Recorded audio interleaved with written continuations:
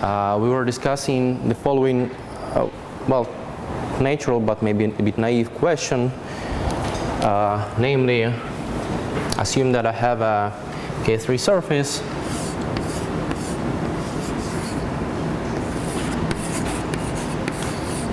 X, and I'm asking what can be the automorphism group of this surface. I mean, as an abstract group. And it turned out that actually we know a lot of examples, but we somehow don't have general picture. So we saw, well, of course we have, so we observed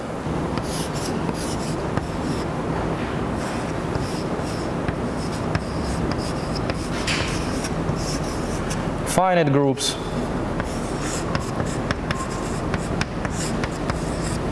but my question was more about infinite ones.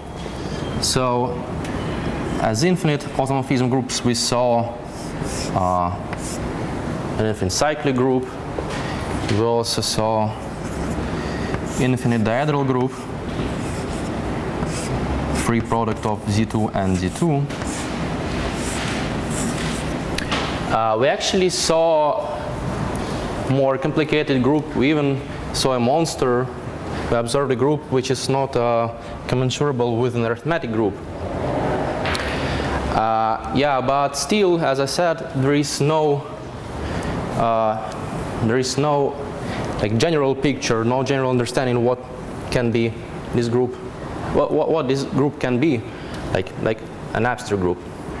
So today I would like to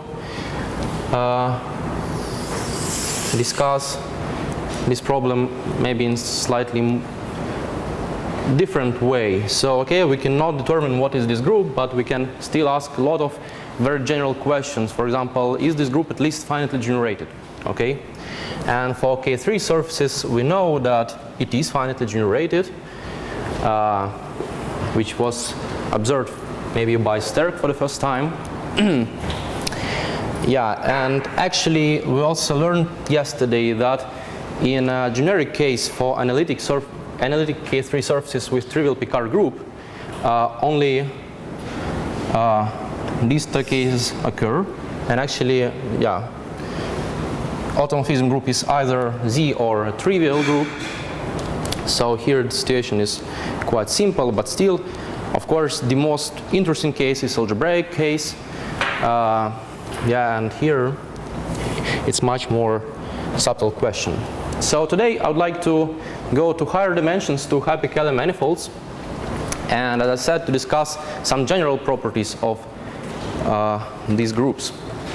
So again, I briefly overview what is known for non-projective hyperkahler manifolds. And yeah, so M will denote today a hyperkahler manifold.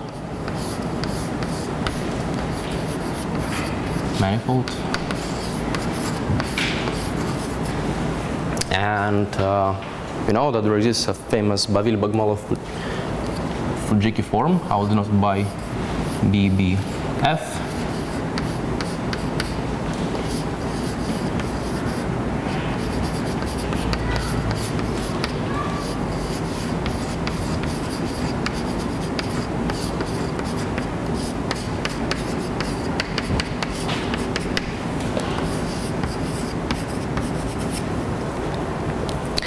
And of course, again, we can ask about the signature of this form.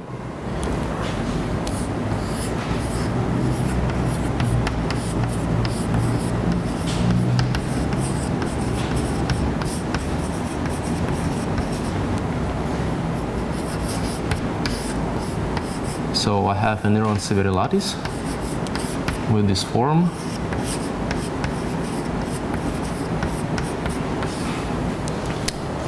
And yeah, the possibility is like this. So we can have 1, 0, rho minus 1. Rho is as usual a Picard number. We can have 0, 1, rho minus 1. And 0, 0, rho. And of course, this case is called hyperbolic form.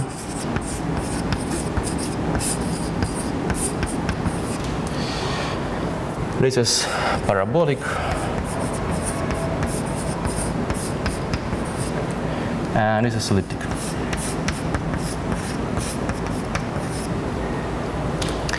And a very deep result of Hoiberg's is that we have this case if and only if M is projective.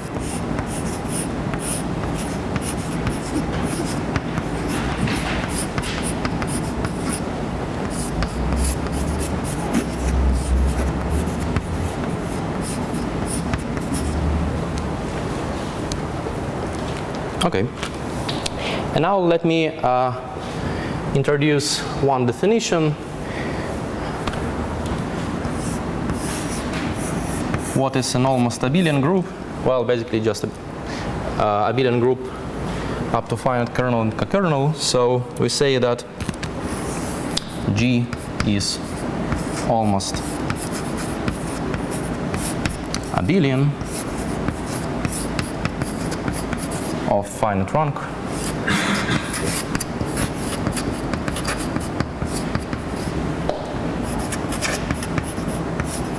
R if there exists a finite index subgroup G0, a normal one, inside G, and a finite group K,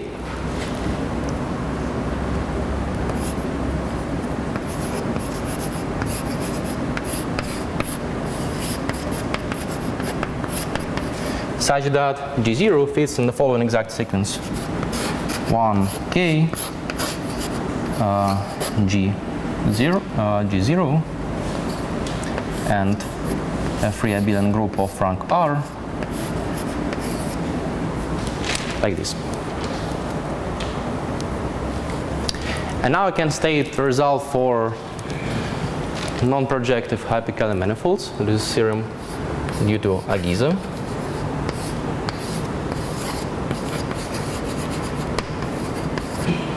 It's of 2005.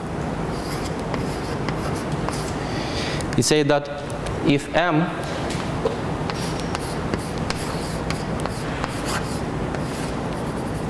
is non-projective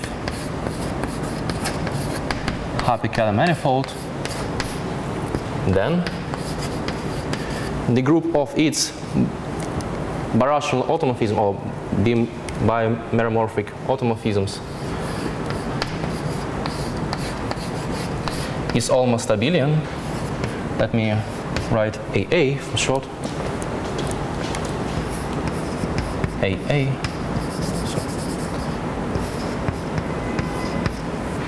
Is almost abelian of rank at most maximum between 1 and rho minus 1. And he has actually a more precise statement. So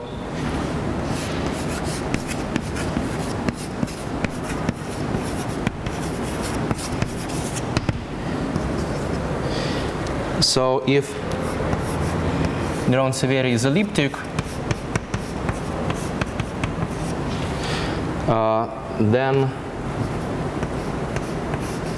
we have the following exact sequence.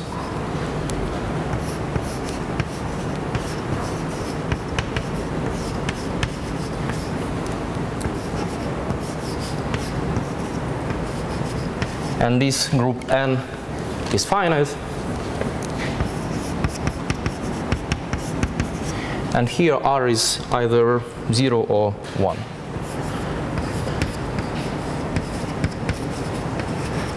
So the structure is indeed quite simple. And in the remaining parabolic case,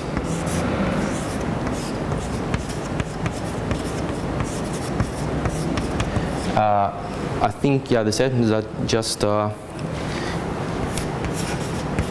bir M is almost abelian.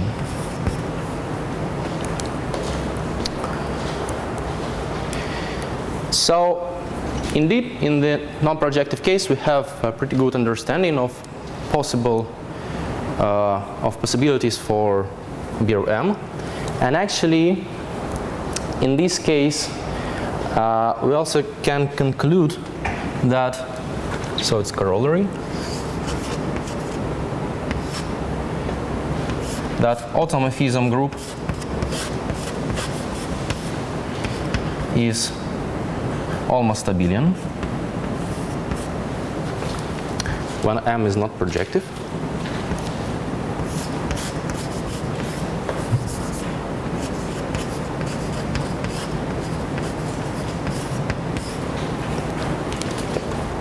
And in particular, it's easy to see that almost abelian group is finitely generated.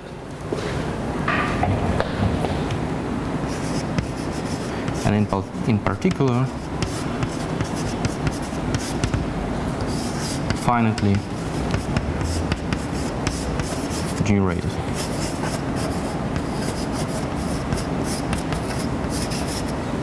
As well as BRM, by the way.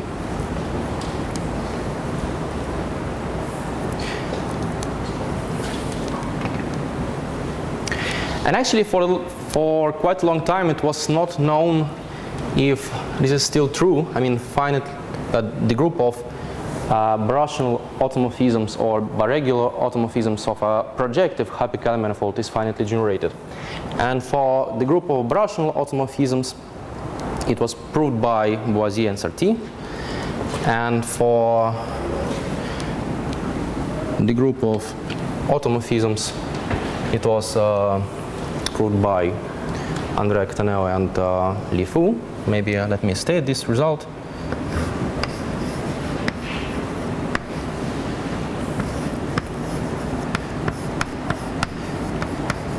Let me actually focus today only on biregular automorphisms.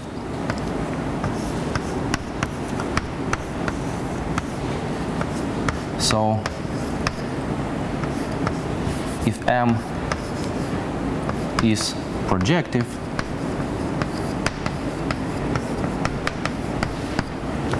then the group of automorphisms is finitely, well, actually even finitely presented. It's finitely presented. But I will not stop here. I think Andrea will talk about this on Saturday. So yeah, in higher dimensions we also have this generalization of the result of Sterk, but you see it required, like, I don't know how many, maybe 30 or 40 years to generalize it to higher dimensions. Okay, so that's for non-projective case.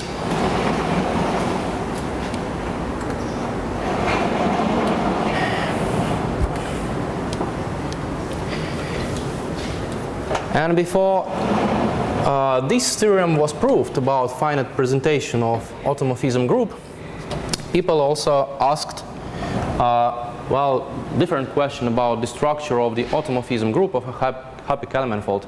Questions which are somehow inspired, of course, by classical linear algebra theorems. So, for example, there is a famous theorem which is called Tits alternative. So, yeah, I recall you that the classical Tits alternative for general linear group says that every, well, you can talk about finitely generated subgroups or just subgroups, but yeah, maybe in classical form it says that every finitely generated subgroup of G ln over C is either virtually solvable, meaning solvable up to finite index, or contains a free subgroup on two letters. And you can ask this type of questions for birational automorphism group or biregular, etc., for different manifolds. It was also asked in completely different settings of rational varieties, namely Cremona groups, etc. And in particular, this question was solved by, again, Agiza. He proved that this is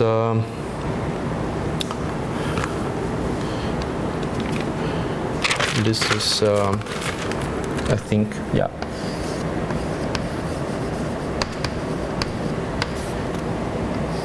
(2006).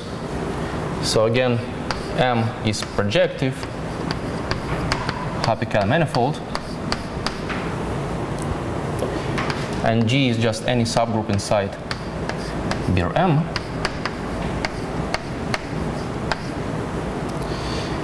In particular, it can coincide with the whole group. So we have two possibilities. Either G is almost a billion of finite rank,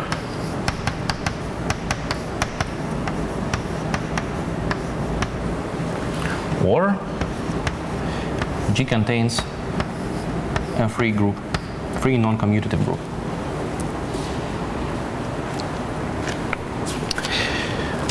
By the way, sorry, I forgot to mention, I wanted to mention that for K3 surfaces,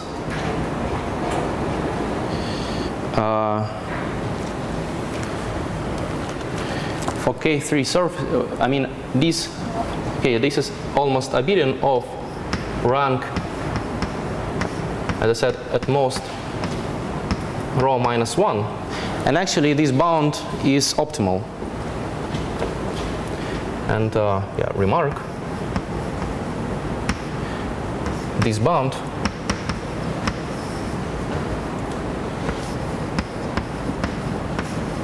is optimal.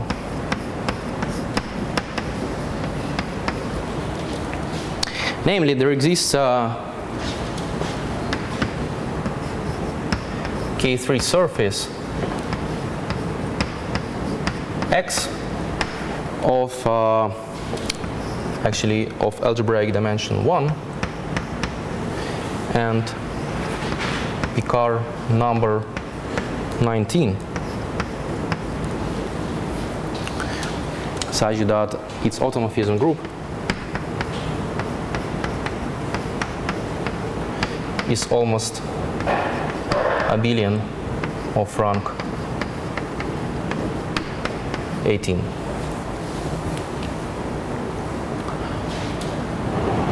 But again, yeah, the example is again due to Agiza, and as far as I remember, it's not an explicit example, not a geometric construction. It's again some play with lattices and use of surjectivity of the period map and elliptic one, right? And global Torelli. It should be elliptic. Yes, I think yeah, algebraic dimension. Yes. Yes. Yeah. Okay, so yeah, let's back to the Tits alternative. So this is Tits alternative.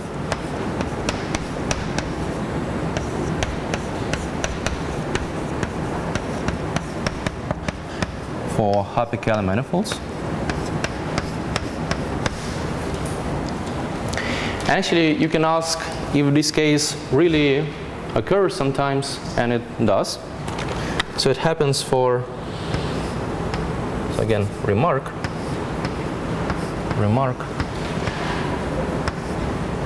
really happens. For example, for Hilbert scheme of the K3 surface with of K3 with maximal Picard rank.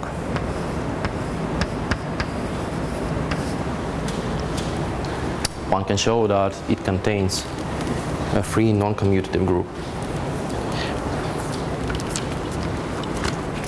Okay, so yeah, this is the result of Agiza. Actually, later I will present a proof, like not the proof of Agiza, but slightly and well, actually quite different proof. Agiza proved this statement again using some like Lee-Colchin theorem properties of hyperbolic lattices, Salem polynomials, etc., etc. I'll show you the proof, which somehow, well, it of course requires the knowledge of some statement from geometric group theory, but still it's yeah, quite a different approach.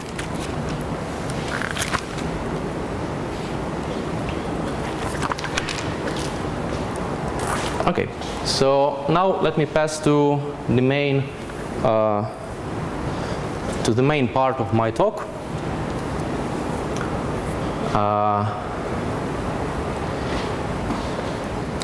Let me first state the result, and then I will explain what this result means. So this is due to Kurnosov and myself.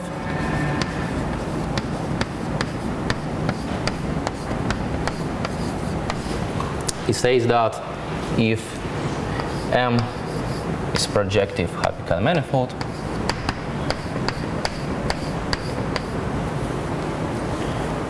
then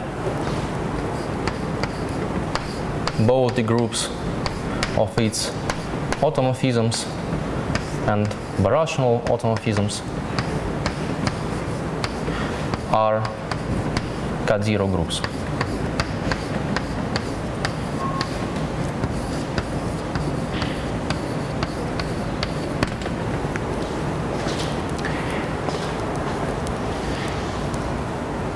Now we need some digression to metric geometry. So for the moment I leave it like this, and I think I should explain what is a cut-zero space and what is a cut-zero group. Actually, can I write there, or it's back? It's okay?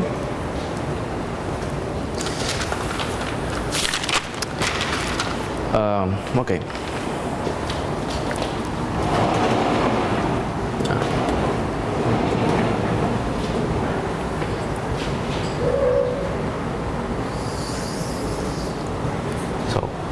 So yeah.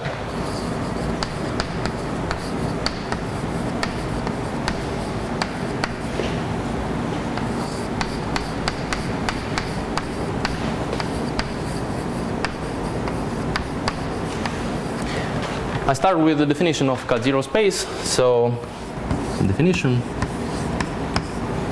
Assume that I have X. This is a metric. It's a geodesic metric space.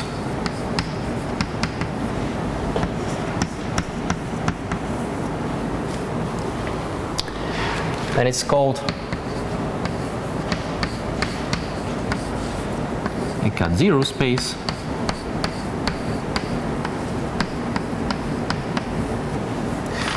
if for any triangle in the space, triangle is defined as usual, you take 3 points, you take geodesic between these points, there exists a so-called comparison triangle, say delta prime, inside the Euclidean plane, with the sides of the same length,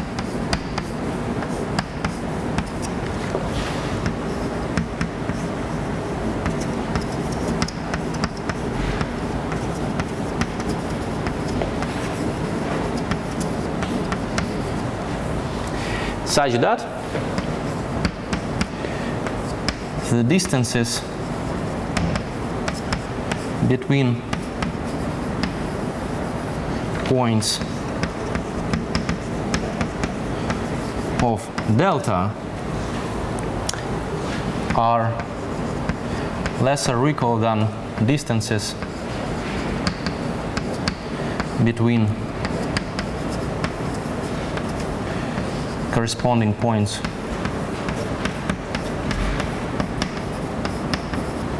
of delta prime. Maybe it's more insightful to draw a picture.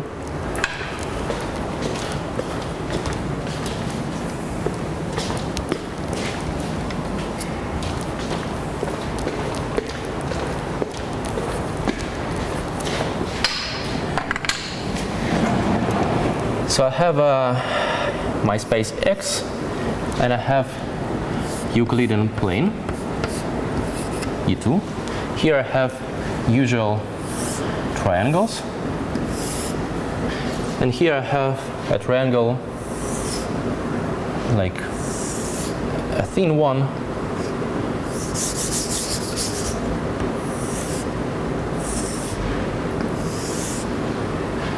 let me say that this is A, B, okay, doesn't matter, maybe, okay, A, B, C, and here I have a comparison triangle A prime, B prime, C prime. So I fix some bijection between the vertices. I require, by the way, that the lengths of the sides are equal, of the corresponding sides are equal. So it makes sense to compare the points, like at the same distance, for example, from here, I have, okay, I fix a distance from B, and I have a point at the same distance from B prime. So I can compare the points.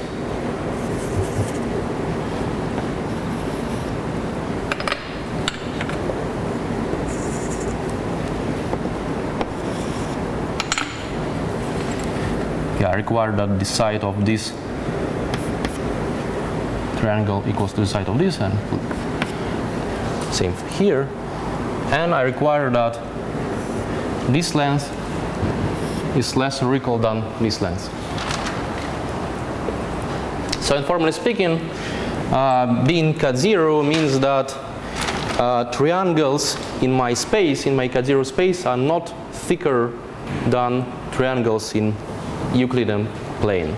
Actually, zero in the definition of cut zero stands for the curvature of the plane.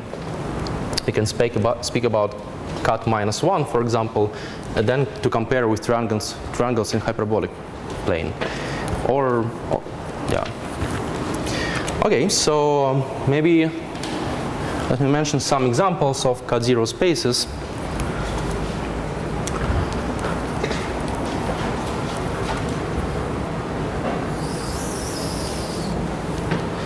Examples.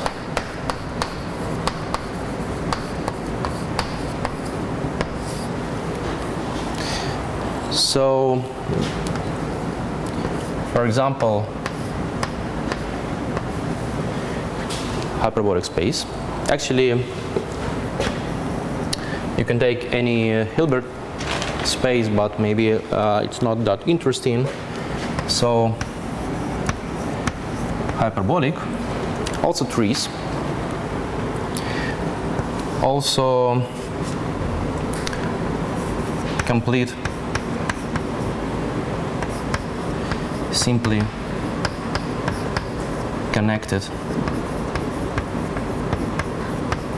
Riemannian manifolds.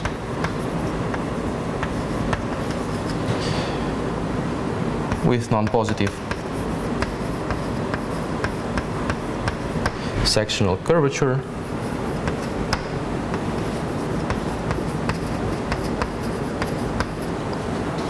In particular, symmetric spaces. Maybe that's enough. So these are maybe the most common examples. And now let me say what is the cut zero group. Maybe I recall you that if I have an action,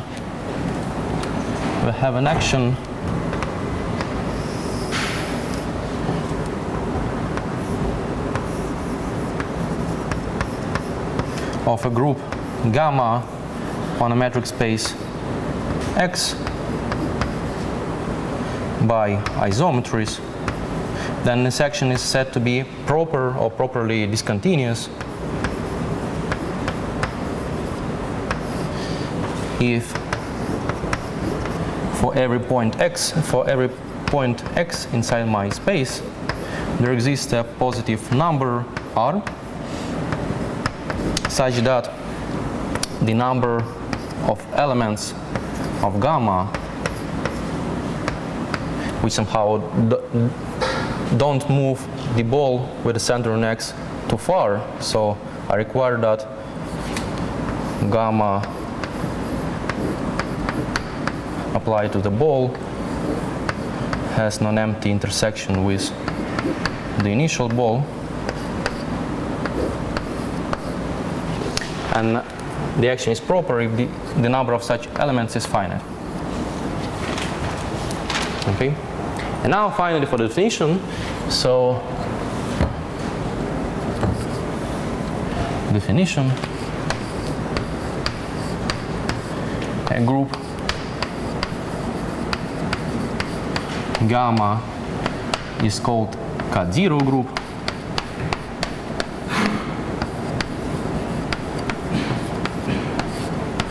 if and only if it acts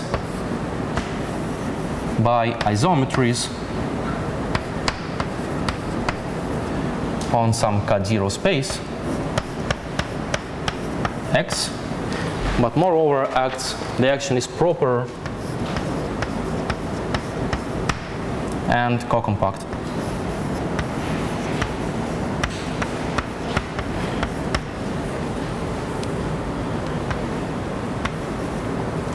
Co-compact means that there is a compact subset whose orbit is the whole space. So this is a very important definition in geometric group theory. People really work hard in this area, asking if some groups are K0 or not. Let me again mention examples.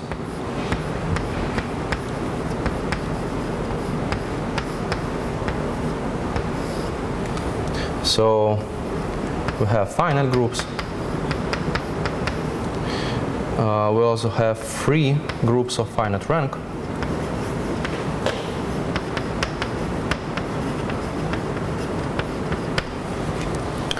We also have Coxeter groups, hyperbolic groups,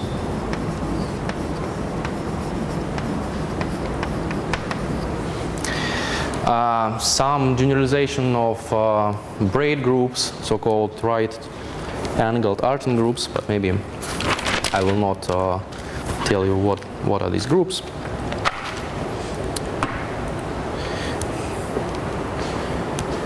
And now the question is how to construct an action of our group, of the automorphism group of a hyperkahler manifold on some K0 space, and moreover a nice action.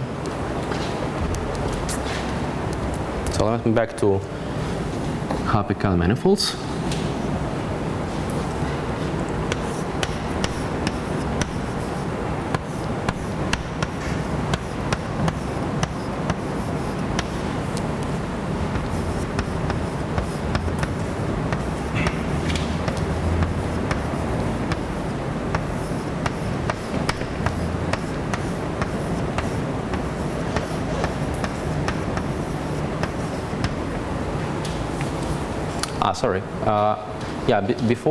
Before I go to hyperkahler settings, I actually have to explain why do we care about K0 groups. Somehow I forgot to explain this. The thing is that actually, as I said, people know a lot about K0 groups. I mean their general properties. So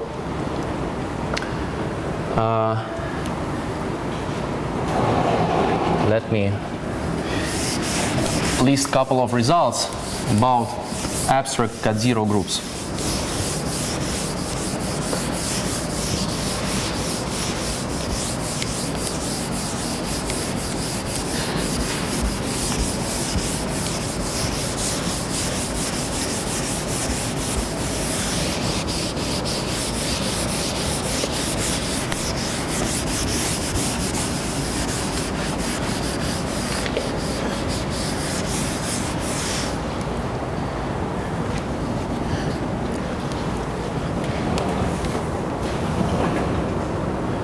Properties of K0 groups.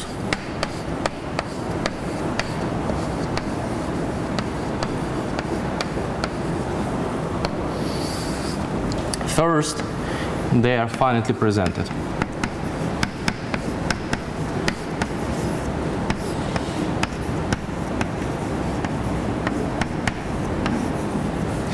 This is usually a part of so-called Schwarzmüller lemma.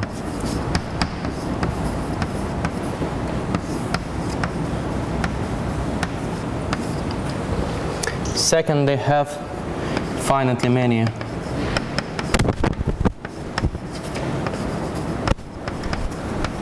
conjugacy classes of finite subgroups.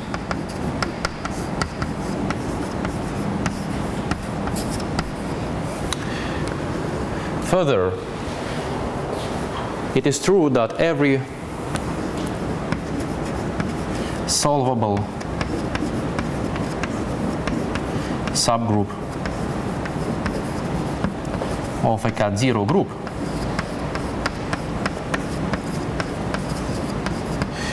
is virtually abelian.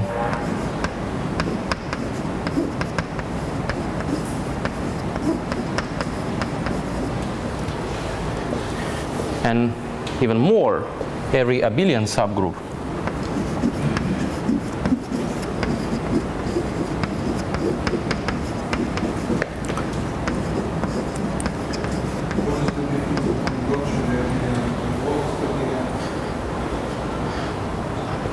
Well, in almost abelian, I required the existence.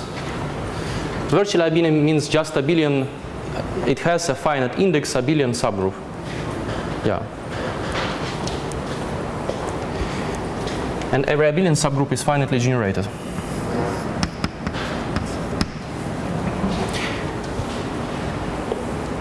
So this is, yeah, sometimes this is classically known as solvable subgroup theorem.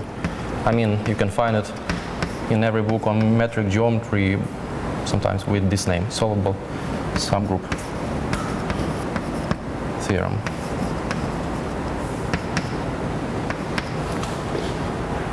Okay, so finally, let's back to hyperkahler manifolds. Recall that we have this presentation of automorphism group.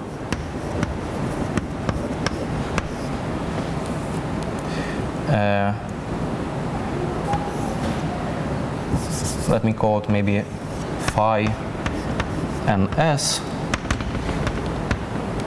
It's a presentation of the automorphism group inside the orthogonal group of Neron-Severi with respect to Baville-Bogomolov form.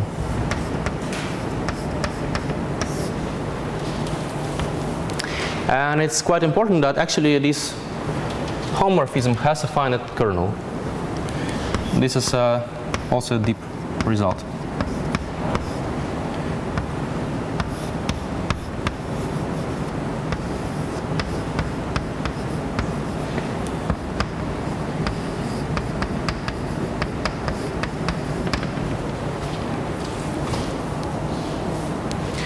Let me denote by alt star the image.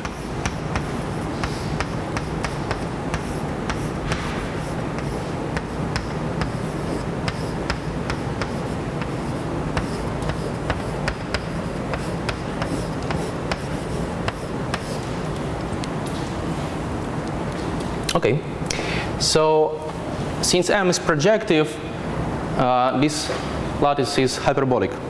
So as usual, we can associate with this lattice a hyperbolic space. And for me, it will be more convenient to project this hyperboloid to Poincaré model and to work with the in the ball model.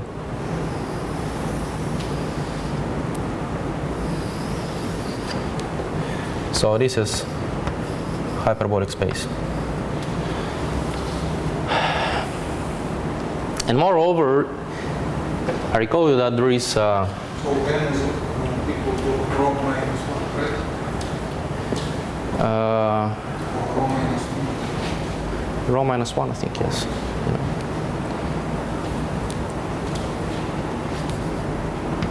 Yeah. And also, I recall that we have some interesting cones. We have an ample cone and the Neff cone. And I also projected to this ball model. So I have some, well, I'm trying to draw something. So this is the image of ample cone.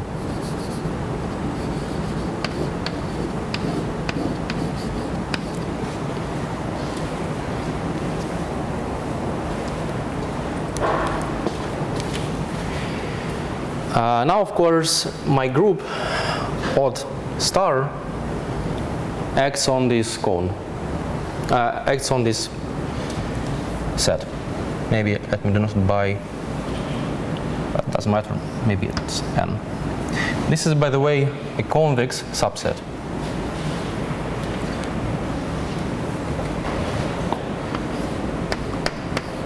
It's convex.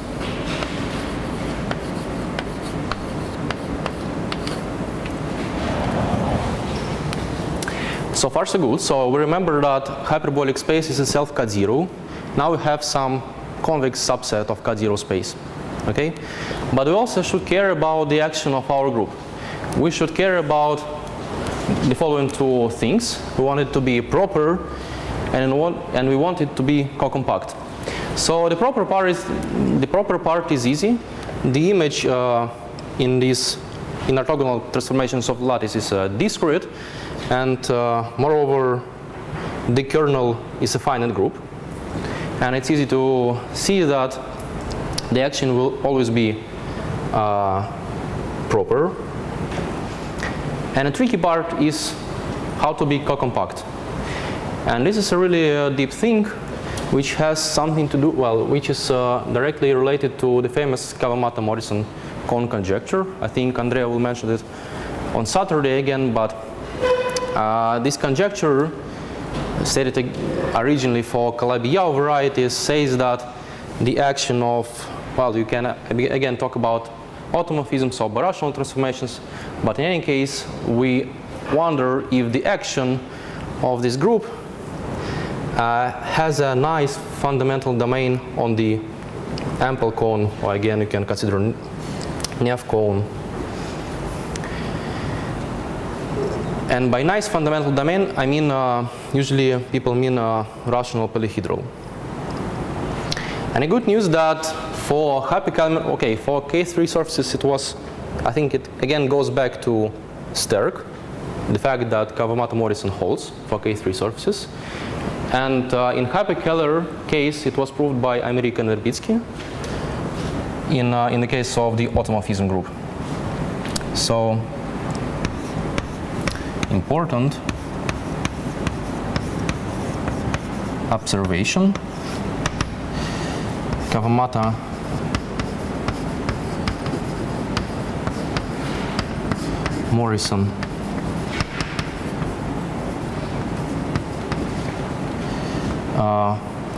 conjecture holds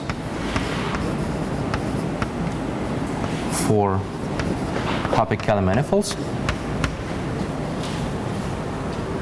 It's due to American Verbitsky.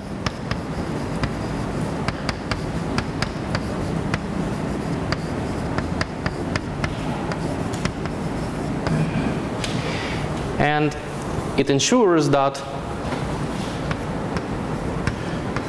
we have a finitely sided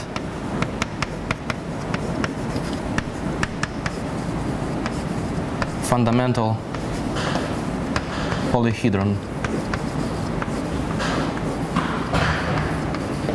for the action of out star on the ample cone.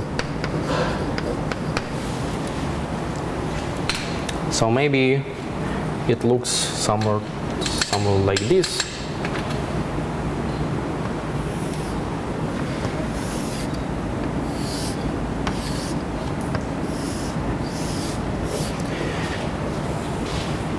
Say polyhedron pi. Okay. The problem is that it's not clear that it's compact. Okay, you see, it can, well, I mean, as far as it usually happens that you have some vertex at infinity, so it's not bounded. And to resolve this problem, we do the following thing. We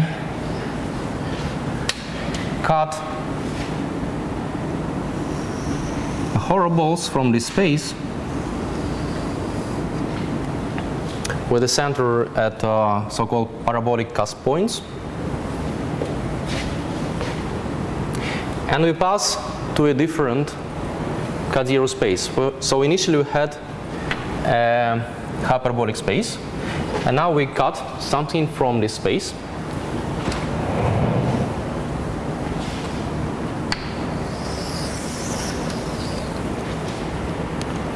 So the statement is, and this is maybe the most difficult part of the construction, is that there exists a finite collection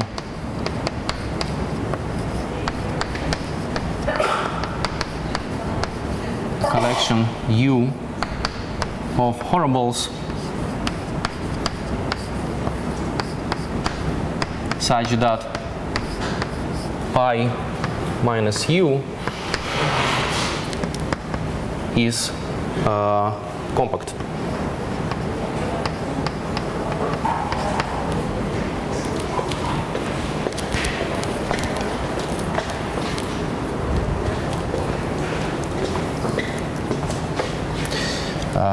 Okay. So I claim that I can cut some horribles from this picture so that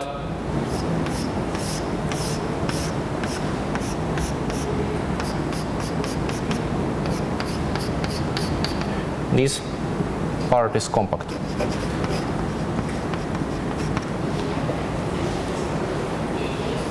Okay?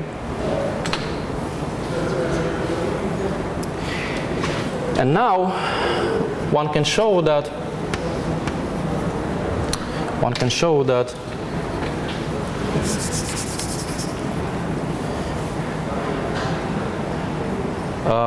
okay, so let me set u prime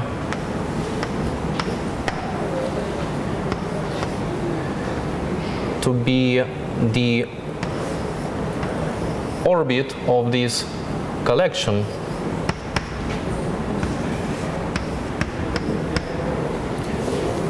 where I denote by gamma my automorphism group. And now I just throw away from my space N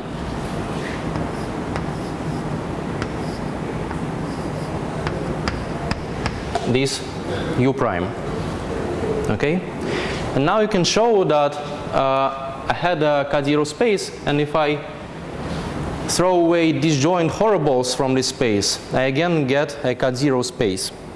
Okay, so this will be K0 space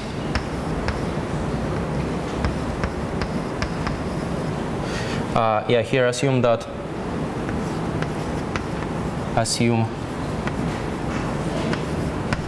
u prime disjoint. If they're not disjoint, you shrink them a bit. So it will be K0 space acted by odd star. This time with a compact fundamental domain by this claim. Okay? With compact fundamental domain.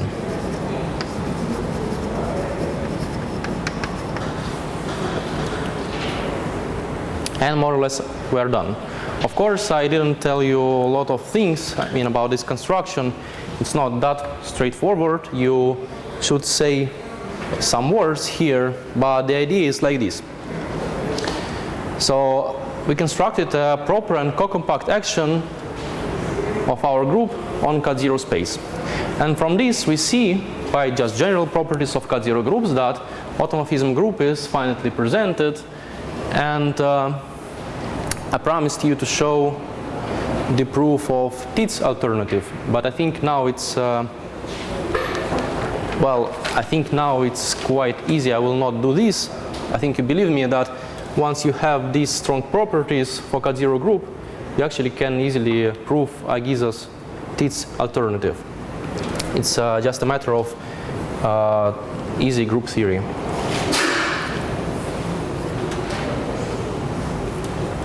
Yeah. Okay, so maybe I should finish with the following. Yesterday, I promised you to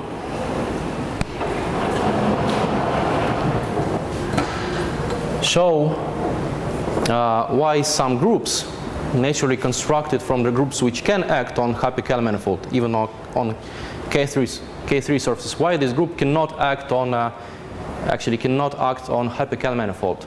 For example, yeah, as you already guessed, I think this is because even if you take 2 cut-zero group and you apply some natural group theoretic construction to it, it will not be cut-zero. So, for example,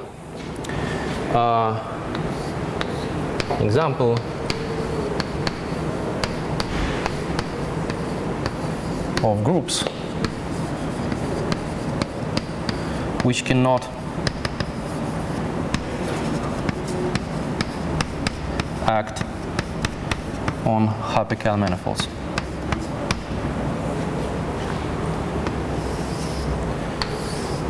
So the first one is, okay, you take a free group and extend it by a cyclic group using some automorphism phi. Actually, in my case, well, we saw that both free group and Z can act on hyperkahler manifolds. Now I take actually a quite easy group. Here F is a free group on 3 letters, say A, B, C. And the automorphism is like this. A go to A, B go to BA, and C goes to CA squared. And it's known that this group is not cut-zero.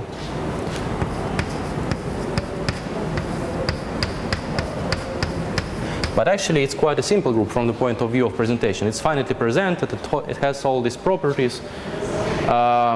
Yeah, it's actually, you need only 3 relations, I guess, yeah. 3 relations and 4 generators. So indeed, being a cut-zero is some non-trivial condition. That's what I'm trying to say.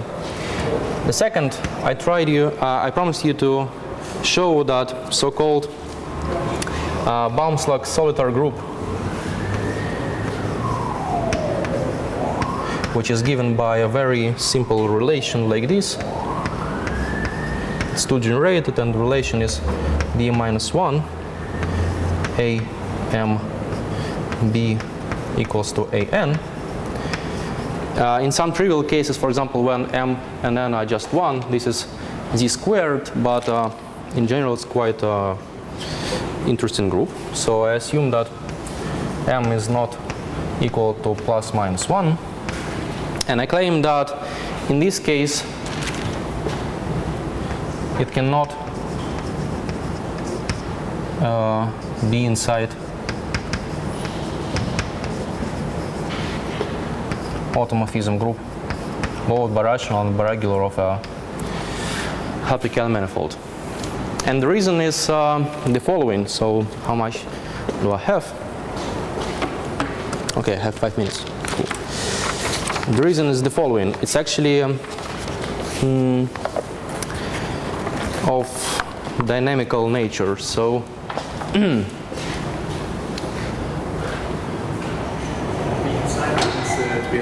yeah. In particular, it cannot be the whole group. So the reason is the following. We know that automorphism group of a hyperkahler manifold is finitely presented, or even finitely generated, finitely presented. And for a finitely presented group, you can define what is called a work metric for finitely generated group gamma, we have a word metric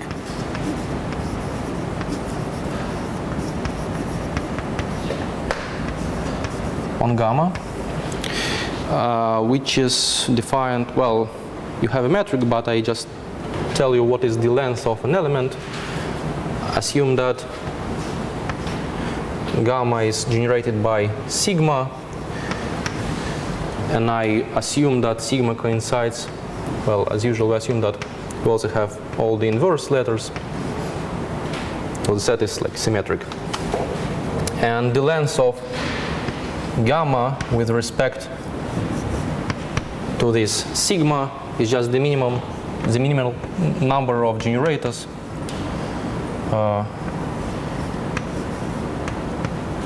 which are required to write down this element.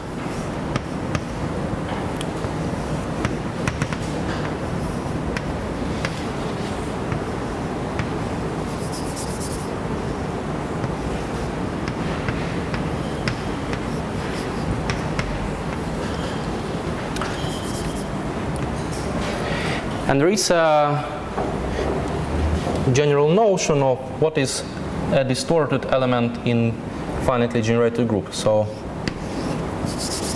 we say that gamma is distorted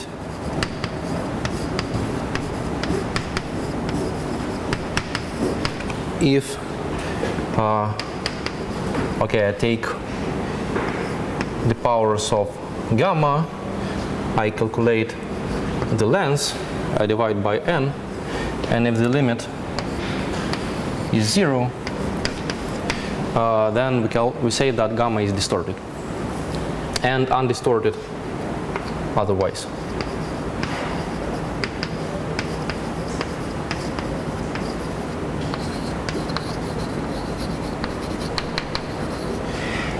And using this machinery of cut-zero geometry, we proved with Nikon that claim that in the automorphism group of a hyperkahler manifold, elements of infinite order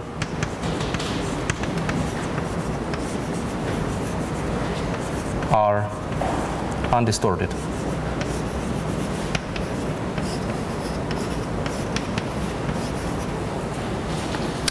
So yeah, elements, loxodromic and parabolic elements are undistorted. Why this is good? This is good because it is known that Bum's-Log solitary groups contain cyclic subgroups which are distorted. So this is a contradiction. Yeah, so I think I finished here. My goal was to convince you that one can hope that for understanding the structure of automorphism groups of hyperkahler manifolds, we can use some well-known, well-established, very classical things from geometric group theory and metric geometry. Yeah, and I think it can be quite useful. Thank you.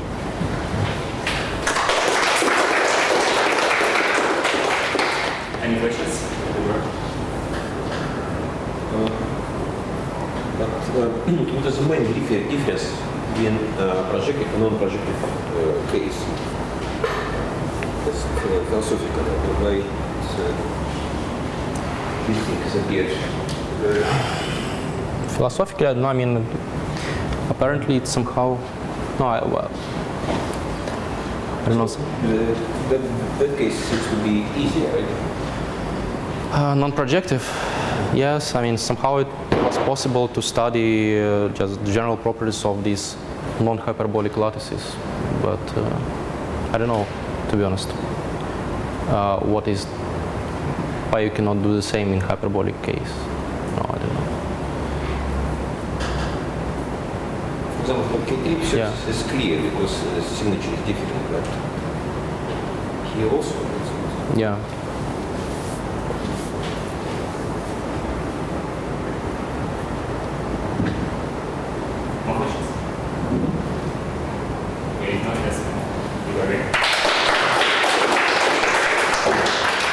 then in the